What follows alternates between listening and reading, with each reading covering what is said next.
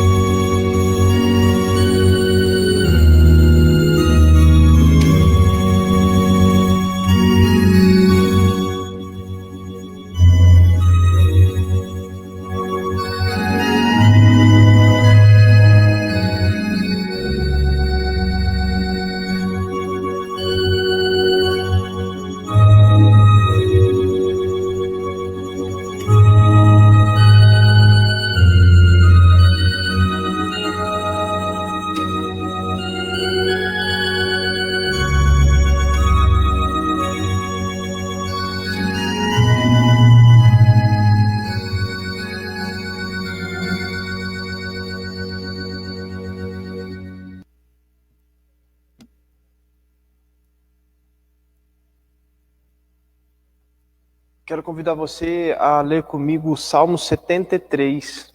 É um salmo que fala muito ao meu coração, porque traduz muito um pouco do meu sentimento, às vezes, de como a gente reage à vida tão confusa e injusta que a gente vê ao nosso redor. A gente vai conversar um pouquinho sobre isso hoje, mas só os 3 primeiros versículos do Salmo 73 dizem assim: Certamente Deus é bom para Israel, para os puros de coração. Quanto a mim, os meus pés quase tropeçaram, por pouco não escorreguei, pois tive inveja dos arrogantes, quando vi a prosperidade desses ímpios. Só até aí esse salmo é bem longo, se você quiser ao longo da semana meditar nesse salmo, vai ser bem interessante, mas esses 3 versículos trazem à tona o coração desse salmo, que é quando o salmista olha ao seu redor e percebe um mundo um tanto quanto injusto, um mundo um tanto quanto sem sentido, porque nem sempre aqueles que fazem por merecer alcançam aquilo que querem. Nem sempre, nas palavras de Eclesiastes, nem sempre o mais veloz vence a corrida, nem sempre aquele que de fato trabalhou para conquistar aquilo consegue. Né? A vida é um tanto quanto injusta às vezes. E o salmista diz que os pés dele quase tropeçaram, ele quase largou mão de tudo, ele quase desanimou de vez, ele quase se entregou. Mas ele consegue encontrar em Deus não o sentido e o significado para todas as coisas, mas ele conseguiu encontrar o significado em Deus, que faz com que ele veja todas as coisas de maneira mais clara. E o meu desejo nessa manhã é que assim você também consiga olhar para o mundo ao seu redor, não se contentar com ele, perceber as injustiças, mas em Deus conseguir enxergar com mais clareza tudo isso. Vamos orar nesse instante e logo em seguida nós vamos louvar o Senhor. Pai querido, nós te agradecemos por mais essa semana, te agradecemos por podermos cultuar ao Senhor nessa manhã e pedimos que tu nos abençoes de maneira que o nosso coração o entenda e que as nossas vidas reflitam tudo isso que o Senhor fala ao nosso coração e mente. É em nome de Jesus que nós oramos. Amém. Ouça a primeira música, ela fala que não importa as dificuldades, que o amor de Deus, ele nunca falha, ele está sempre com a gente.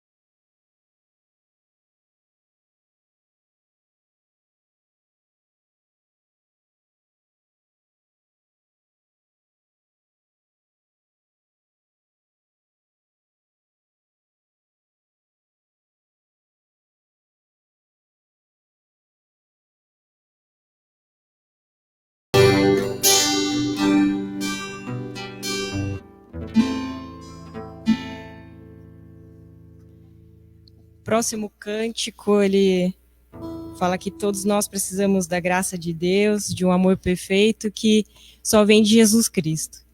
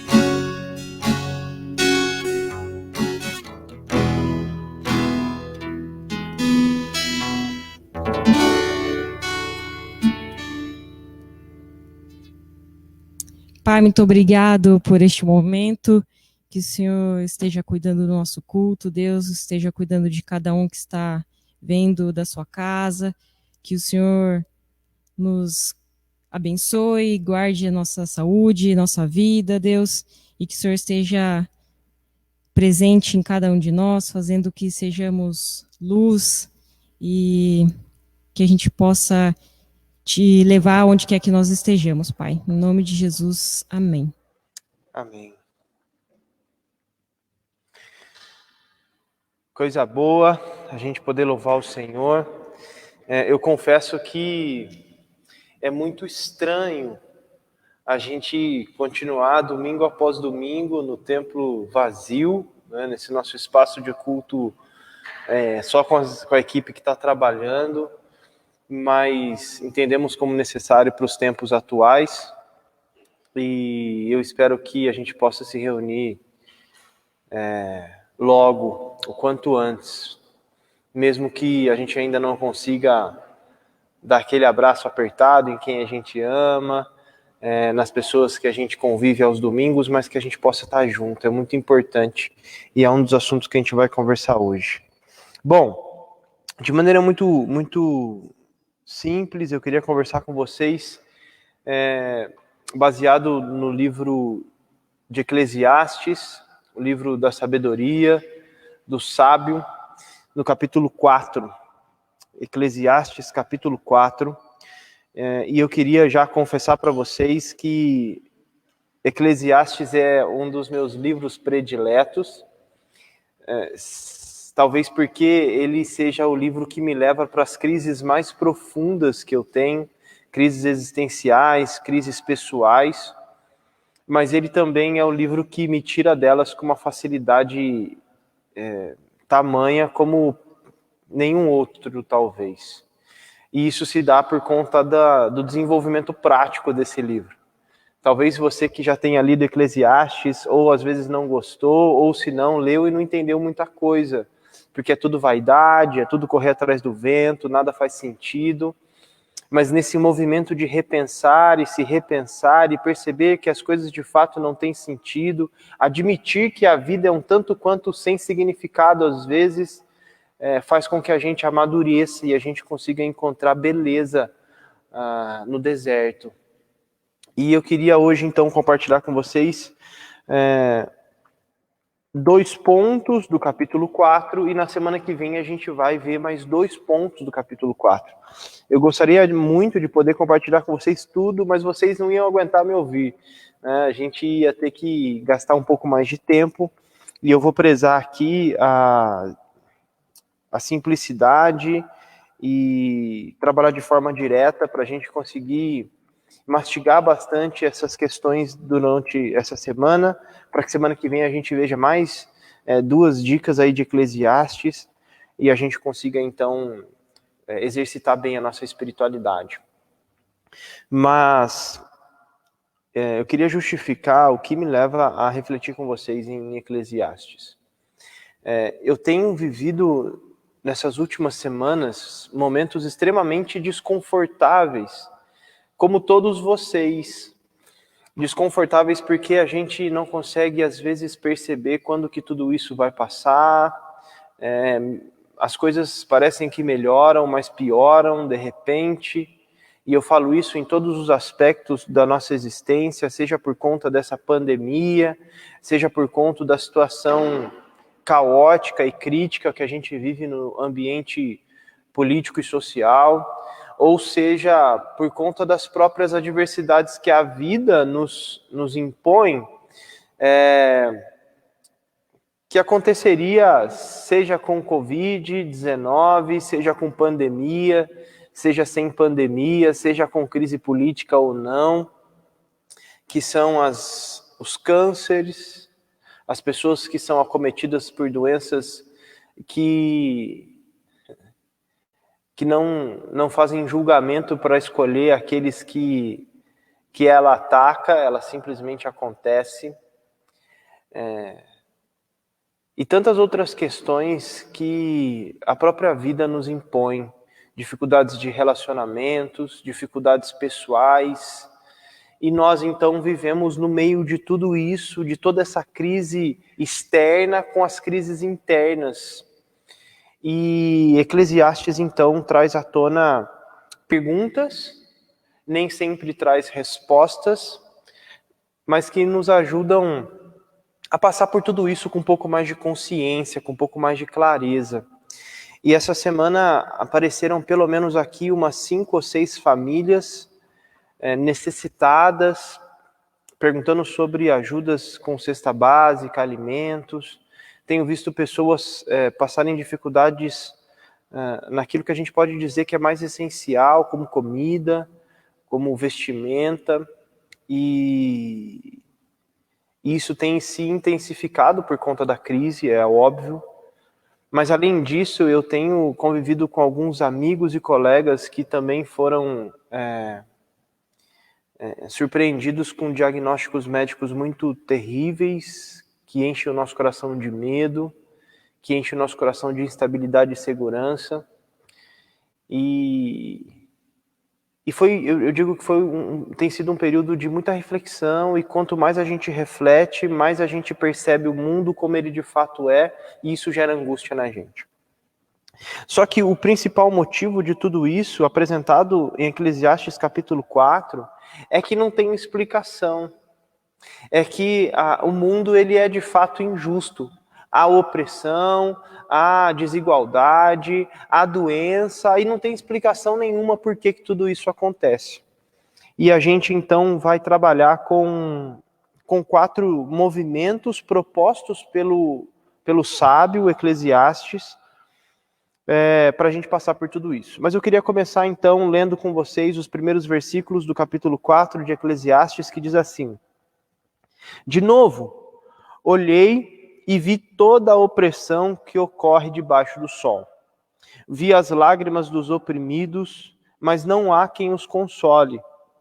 O poder está do lado dos seus opressores, e não há quem os console. Por isso considerei os mortos mais felizes do que os vivos, pois estes ainda têm que viver.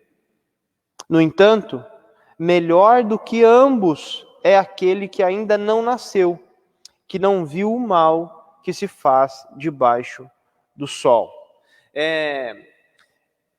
A perspectiva do sábio, e Eclesiastes foi escrito por um senhor de idade. Na tradição cristã, nós temos muitas evidências e cremos que quem possivelmente escreveu esse texto, talvez não do seu punho, mas o coração, né, a essência desse texto, venha da experiência de vida de Salomão, o homem que na sua juventude foi sábio, foi um grande rei, né, que cometeu sim os seus equívocos, mas que no final da sua vida pode fazer uma análise sábia daquilo que ele viu ao longo da vida e chegar a algumas conclusões. Isso qualquer pessoa com mais idade pode fazer, porque viu mais do mundo, viveu e vivenciou mais do mundo e pode chegar a algumas conclusões. Aqui no capítulo 4, ele vai falar que ele percebeu algo que não faz sentido nenhum, que é a vida injusta, sem tantas explicações. Uma vida na qual não necessariamente há explicação para exatamente tudo.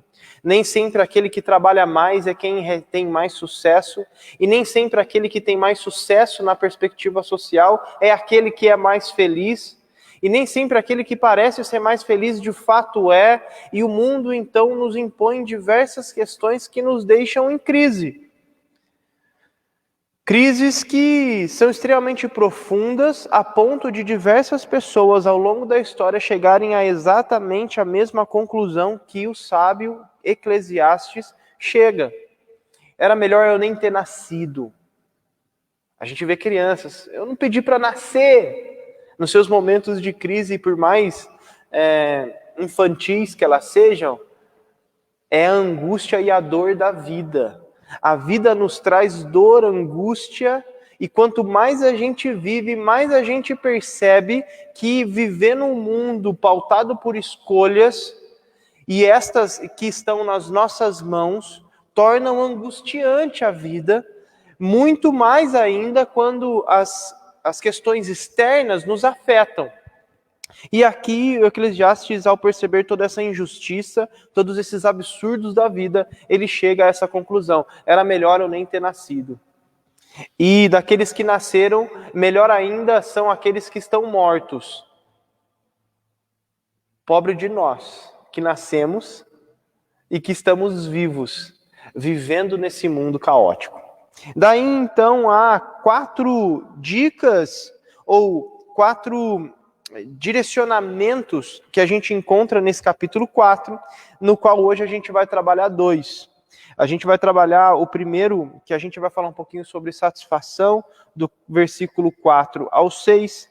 Depois a gente vai dar um salto do versículo 7 ao 8, e a gente vai ver do 9 até o 12. E depois a gente tem do 13 até o final do capítulo 4, o último ponto. E eu vou fazer essa mescla então, e você me pergunta por quê? Existe alguma perspectiva exegética, teológica? Não, é porque eu quero mesmo, eu defini que a gente vai trabalhar assim os pontos, porque eu acho que talvez isso seja mais relevante para os nossos dias hoje, ou para o dia de hoje. Bom, eu queria compartilhar com vocês, ou lembrar as palavras de Renato Russo, em uma das suas músicas que ficou extremamente famosa, chamada Índios, e um trechinho dela ali no seu comecinho, diz assim, ó: quem me dera ao menos uma vez provar que quem tem mais do que precisa ter, quase sempre se convence que não tem o bastante. Talvez um dos maiores fatores angustiantes da vida é a insatisfação. E olha só o que Salomão diz, no qual faz eco Renato Russo. A partir do versículo 4. Descobri que todo trabalho e toda realização surgem de competição que existe entre as pessoas. Mas isso também é absurdo, é correr atrás do vento. O tolo cruza os braços e destrói a própria vida. Melhor é ter um punhado com tranquilidade do que 2 punhados à custa de muito esforço e de correr atrás do vento. Eclesiastes está dizendo que a competição, ela traz aquela realização para a gente. E aqui ele está falando numa perspectiva assim de bens materiais, mas não só disso. Porque rico foi Salomão, foi aquele que escreveu Eclesiastes, e ele demonstra isso, que riqueza não é ter bastante, até mais do que precisa. Ser rico é ter um pouco mais do que o outro. Ser rico é ter um pouco mais do que o cunhado. Satisfação é você ter o carro um pouquinho melhor do que o do seu vizinho. Você sempre estabelece o seu padrão de satisfação tendo um pouco mais do que aquele que está do seu lado, e isso nada mais é do que pura competição, né? É pura insatisfação, ingratidão, que gera a angústia da vida de sempre querer mais. Só que isso também não tem a ver simplesmente com coisas, com dinheiro e bens materiais. Essa pandemia tem nos levado a condições extremamente inusitadas. Porque tudo aquilo que a gente sempre quis, agora está ao nosso alcance. A gente sempre trabalhou demais e precisava ficar mais em casa. Agora a gente está mais em casa, mas a gente percebe que aquilo que a gente imaginava que seria bom para a gente, não é. Porque, na verdade, a gente percebe que a gente entrou num ciclo de competição e de satisfação, onde o trabalho e a conquista é aquilo que nos alimenta e não o resultado disso. E o significado, então, começa a ser questionado dentro do nosso coração. Nós, então, nos pegamos em relacionamentos que talvez a gente viveu tanto, trabalhou tanto, né, tentou construir tanta coisa junto e esqueceu de fato de experimentar aquilo que de fato traz para nós a satisfação. Por exemplo, casais que ao longo da vida construíram tanta coisa, trabalharam tanto para pagar a escola dos filhos, para construir a casa dos sonhos, para conquistarem tudo aquilo que eles sempre sonharam, mas agora, no período de pandemia, ficar o tempo todo junto um com o outro, perceberam que talvez o querer e o conquistar não trouxe para eles a satisfação naquilo que era mais importante, que era no relacionamento entre eles. E existem, então, diversos aspectos da nossa vida que geram angústia. E o que Salomão está nos dizendo aqui, ou o que o sábio está nos dizendo, é que é muito melhor, nas palavras dele, um punhado com tranquilidade, do que 2 punhados à custa de muito esforço. O que ele está dizendo para nós nada mais é do que, olha para aquilo que você tem hoje. Olha para a família que você tem hoje. Olha para os filhos que você tem hoje. Olha para tudo aquilo que você conquistou hoje. Você pode querer e almejar tanta coisa, mas tenha satisfação naquilo que está posto diante de você agora.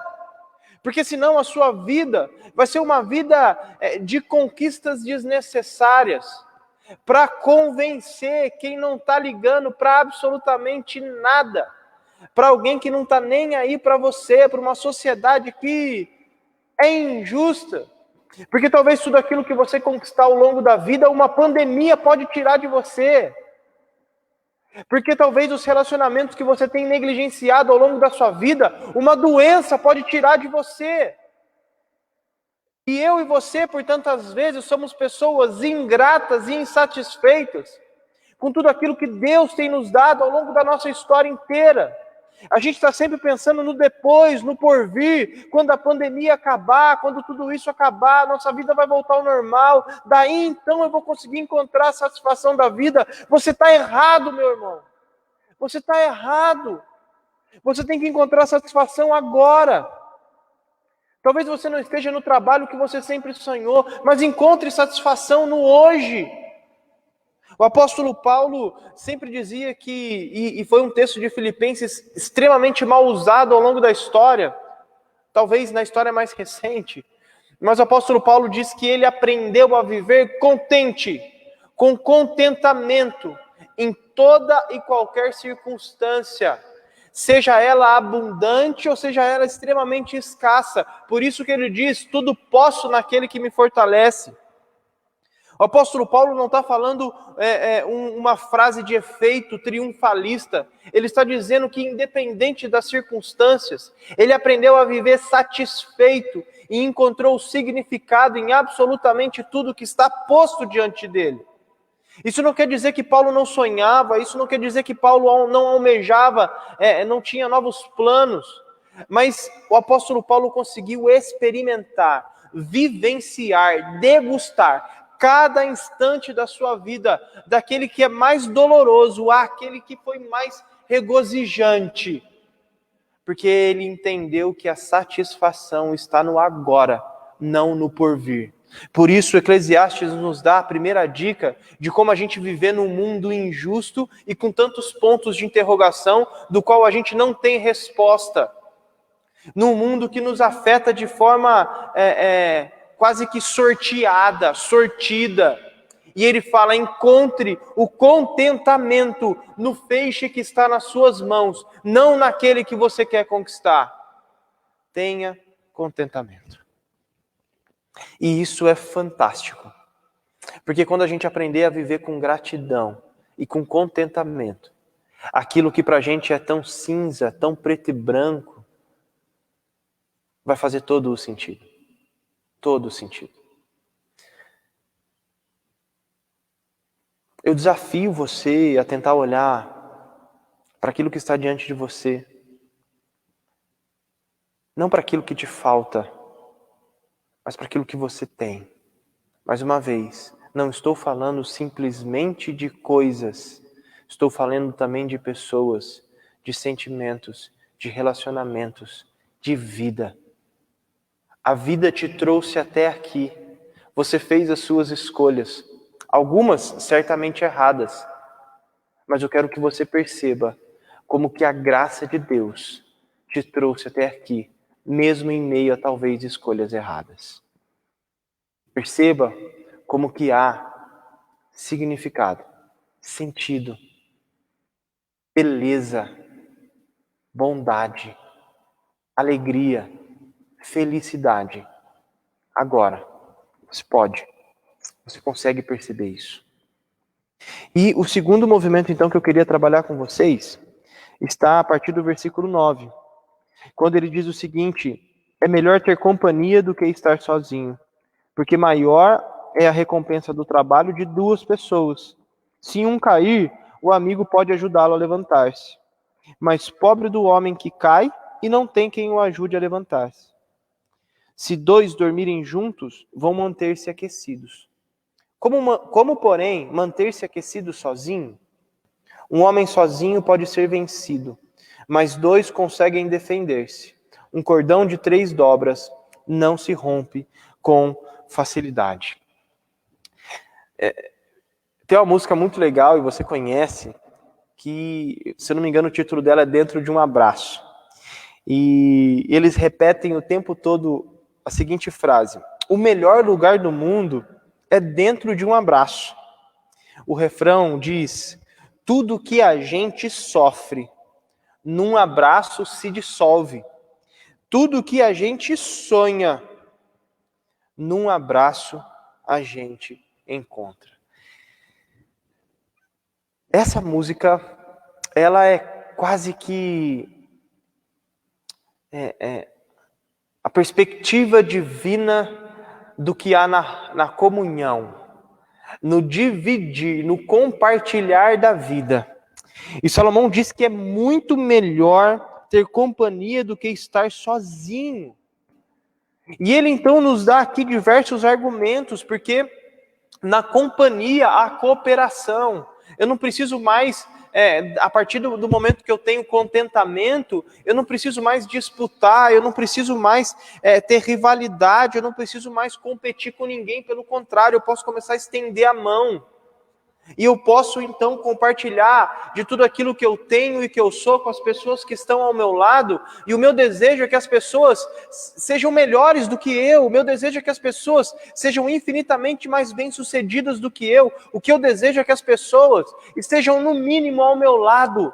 E por isso, quando um cair ao meu lado, eu vou estender a minha mão para ajudar. É muito melhor viver em companhia. É muito melhor dormir junto, abraçadinho, quentinho. Esse texto aqui, ele traz talvez a ideia de um casal dormindo de conchinha, mas ele não tem simplesmente essa conotação.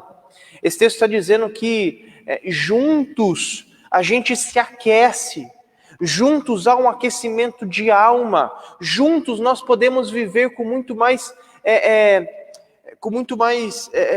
facilidade nesse mundo de convívio social tão complexo, confuso e injusto.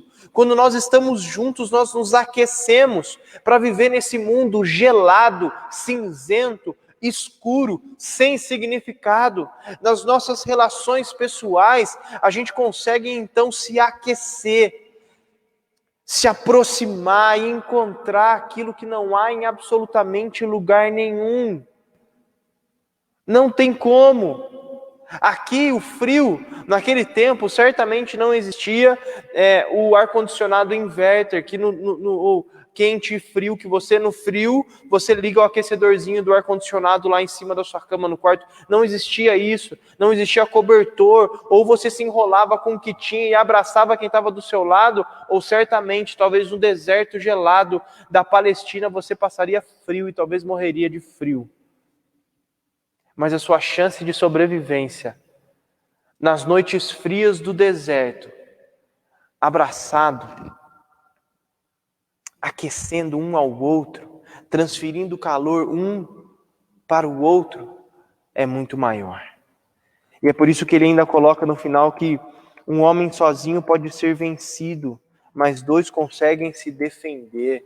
É como que se juntos fôssemos mais fortes. Como que se não, de fato somos mais fortes juntos. É a gente se lembrar dos 3 mosqueteiros, um por todos e todos por um. Assim somos quase invencíveis. Não porque há qualidade em apenas um de nós, mas porque as nossas qualidades, as nossas virtudes, inclusive as nossas desvirtudes, a nossa falta de virtude, a nossa falta de qualidade, somadas, gera algo extremamente poderoso. Poderoso não no aspecto triunfalista, mas poderoso no aspecto da gente permanecer firme enquanto a gente vive essa vida que por tantas vezes é injusta, sem significado, sem sentido. E quando nós nos juntamos, nós não encontramos sentido e significado apenas pessoalmente para cada um de nós, coletivamente nesses que se ajuntaram, mas a gente reluz para o mundo que há um significado em viver em comunidade, e a gente consegue expandir e colocar para todo mundo o sinal do reino de Deus, que ensina que viver em comunidade é infinitamente melhor do que viver sozinho. E aqui tantas pessoas estão hoje vivendo em quarentena, e alguns de nós, alguns de vocês, moram sozinhos e estão lidando com a crise da solidão. Para você, eu quero dizer que você não precisa ficar sozinho. Você não precisa ficar angustiado e deprimido, porque nós estamos juntos com você. Porque você pode contar com a gente. Talvez a gente não possa ir aí na sua casa e te fazer uma visita. Talvez a gente não possa, atendendo às demandas sanitárias, a gente não possa ir aí te dar um abraço. Mas a gente está junto com você, e há na palavra de Deus a verdade de que entre nós há uma união espiritual, mística, inexplicável, e que você precisa entender que você pode partilhar com cada um de nós o que você precisar. E que, se preciso for, nós tomaremos todos os cuidados necessários, usaremos máscaras, álcool gel, roupa para ir para a lua, para ir aí te visitar se você precisar, porque você precisa saber que você não está sozinho. E o convite para você que se sente sozinho é: nós estamos aqui. Eu estou aqui, disposto a partilhar da minha vida junto com você, na expectativa de que você também partilhe da sua comigo. E muitas pessoas não estão sozinhos em casa, mas ao longo de tanto tempo na sua existência, apesar de viver em família, apesar de ter filhos, apesar de ter esposa, marido, apesar de ter familiares, amigos, apesar da casa talvez estar sempre cheia, apesar de você estar no trabalho rodeado de pessoas, optou em viver uma novela, optou em viver mascaradamente, sozinho no meio de tanta gente. E agora, mesmo confinado dentro da tua casa, repleta da família que você construiu ao longo do tempo, e porque você não consegue encontrar o contentamento e a satisfação, você se sente angustiado e sozinho, porque não aprendeu a partilhar da vida e receber a vida partilhada daqueles que estão ao seu redor, e por isso ainda não entendeu a beleza da comunhão, da partilha da vida. Talvez você, ao partilhar a sua vida com tantas pessoas, foi profundamente ferido, ferida, machucado, traído, traída, e por isso se fechou, e por isso não quer mais partilhar da vida com absolutamente ninguém. O que eu quero te dizer é que o melhor lugar do mundo para estar, eu concordo com esses músicos, é dentro de um abraço. E que nesse abraço, mesmo que seja simbólico, ele traz a realidade do amor de Deus, que dissolve todo mal, que dissolve toda sombra, e que tudo aquilo que a gente sonha só faz sentido se dentro de um abraço. Se você conseguir tudo aquilo que você sonha, se você conseguir chegar absolutamente aonde você quer, mas no final da noite você não tiver alguém com quem compartilhar uma pizza e uma taça de vinho, eu quero te dizer que você vai continuar dormindo, angustiado, com o coração apertado e oprimido, porque te falta alguém com quem compartilhar tudo isso. Seja um amigo, seja o cônjuge, seja um filho, seja quem for, nós precisamos uns dos outros. E a segunda dica que Salomão nos dá, que o sábio nos dá, de como a gente vive no meio desse mundo tão caótico, por tantas vezes sem significado, é a comunhão, a comunidade. A gente precisa optar pela partilha. A gente precisa optar por entregar-se em relacionamento às pessoas que estão ao nosso redor. Porque assim as coisas ganham colorido, significado, ganham vida. Vida gera vida. E eu encerro já com essa última frase do versículo 12, quando ele diz: um cordão de 3 dobras não se rompe com facilidade. E aqui o sábio traz à tona a pessoa de Deus, a pessoa do Deus Pai. Porque, de fato, é muito difícil encontrar contentamento. Nós sempre queremos mais. O nosso coração é por natureza ingrata ou ingrato. Isso é consequência do pecado lá atrás que nos afetou, nos desconectou do Criador de absolutamente todas as coisas. E aí a gente vive uma vida querendo se colocar no lugar de Deus, coisa que a gente nunca vai conseguir. E o nosso coração então sempre quer mais. Não consegue encontrar o significado aqui e agora. Mas quando ele traz à tona a pessoa de Deus, eu consigo perceber que, apesar de tudo estar fora do meu controle, apesar de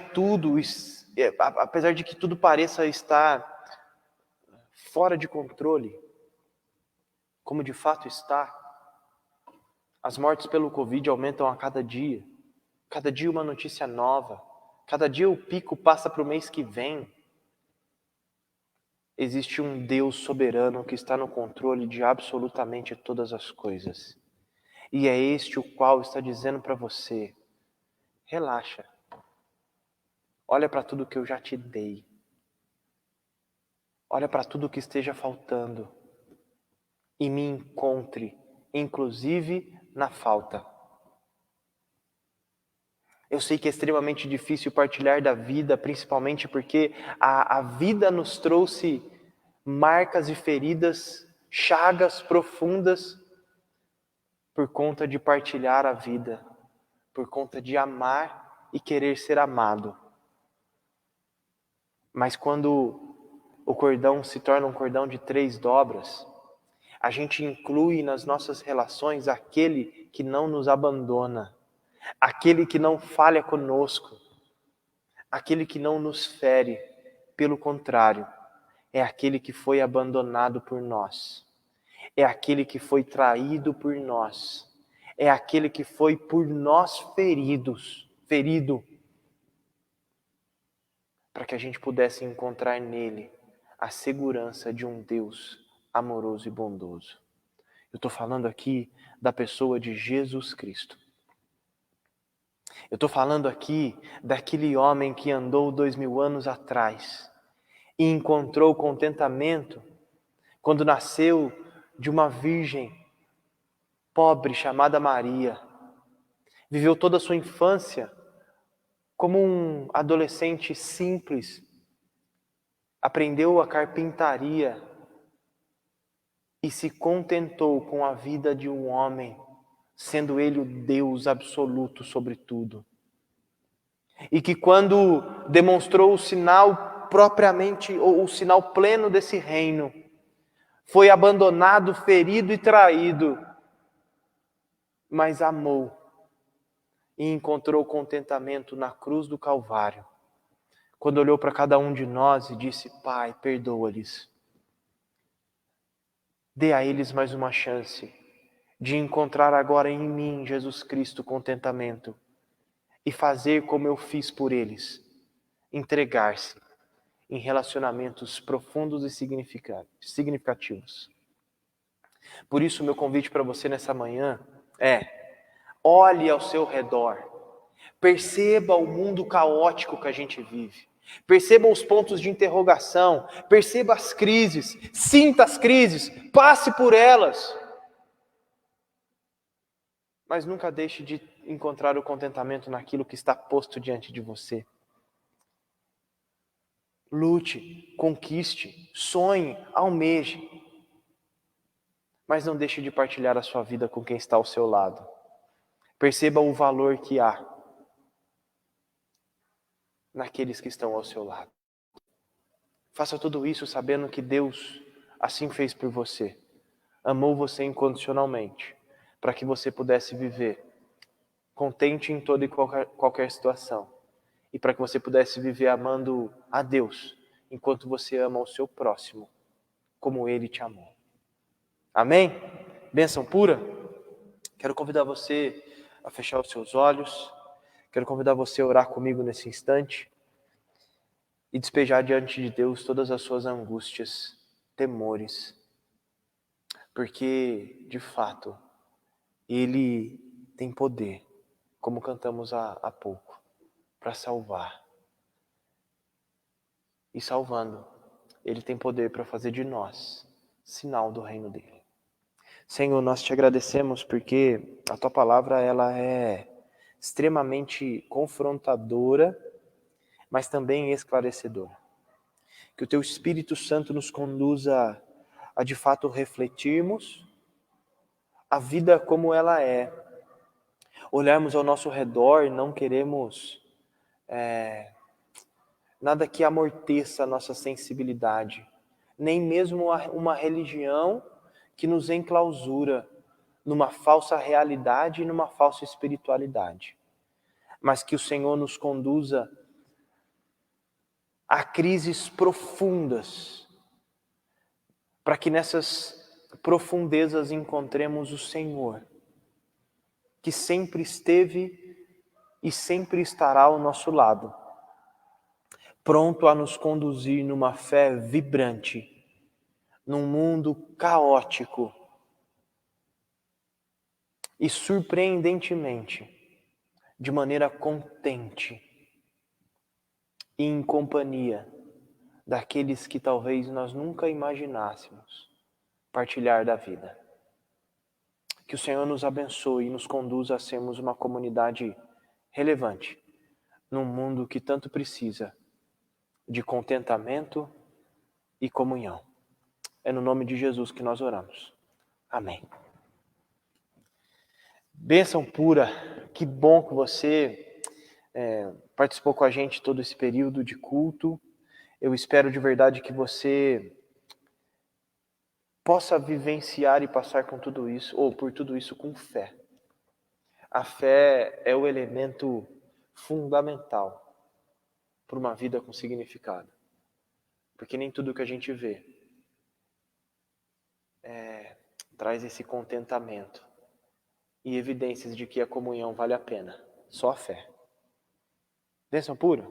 Antes da gente encerrar com um prelúdio, ou com um pós-lúdio, que é mais uma musiquinha para a gente acalmar o nosso coração, eu queria falar duas coisas importantes para você. Primeira delas, a gente inicia hoje, na verdade, semana passada eu já comecei falando um pouquinho sobre escatologia, de maneira um pouco sintética, e como não é a minha área de especialidade, na verdade, eu não tenho nenhuma formação de pós-graduação em teologia, então não posso nem falar em área de especialidade, mas o pessoal diz que às vezes você não precisa ter, você precisa conhecer quem tem, né? E eu conheço. O pastor Tiago, um grande amigo, né?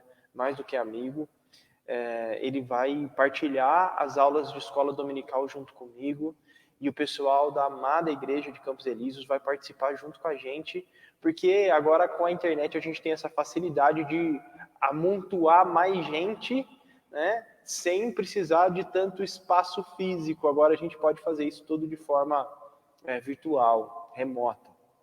E a gente começa então hoje essa série de reflexões sobre Apocalipse, um pouquinho sobre escatologia. É um momento que você pode partilhar, perguntar, conversar com a gente, e isso também vai acontecer aqui através da live, que começa às 10h30, daqui a pouquinho, daqui meia hora já começa, e o Tiago vai conduzir essa aula de hoje, falando um pouquinho em Apocalipse 4 e 5, vai ser muito legal, você precisa participar, tá joia? E isso vai acontecer ao longo de algumas semanas. Conforme as coisas forem caminhando, a gente vai dando mais notícias para vocês. E a segunda coisa que é tão importante quanto, aqui nas mensagens da live, o Glauco vai colocar um link que é do grupo de WhatsApp.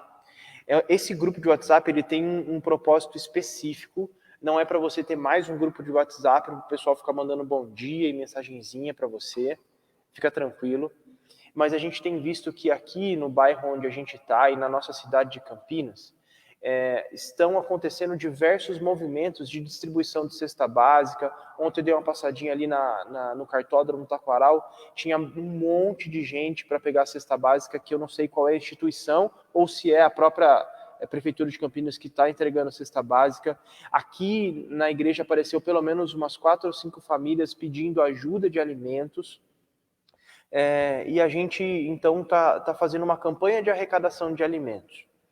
O primeiro passo é você entrar nesse grupo de WhatsApp, e a gente vai dar mais informações nesse grupo, aqui no Facebook também, porque a gente vai arrecadar isso de forma física, esses alimentos que podem ser entregues aqui no prédio da Igreja Presbiteriana de Jardim Conceição.